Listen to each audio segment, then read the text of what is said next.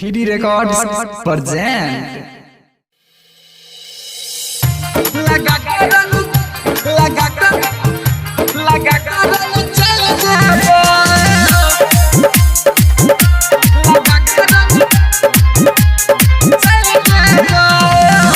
free records recording studio लड़कनहा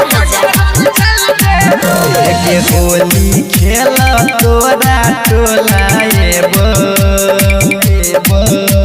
के होली खेला तोरा टोला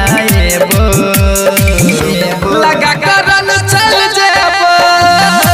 लगा कर चल जाओ तोरे हाथ के बनल पुआ खेब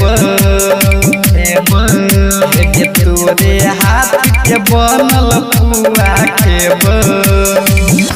लगा कर चल जाओ लगा कर चल जाओ लगा कर चल जाओ डीजे ओम शंकर परसा हरभिंडा रंग लगे तोरा सुन के प्यारी होली खेला अइहे लगा कतू सारी होली खेला अइहे लगा कतू सारी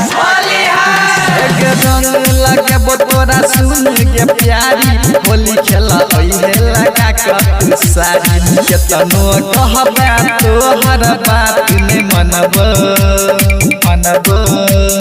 केतनो कहबे तोहर बात ने मनब लगा कर चल जाओ लगा कर चल जाओ लगा कर चल जाओ डीजे ओम शंकर परसा हरभिंडा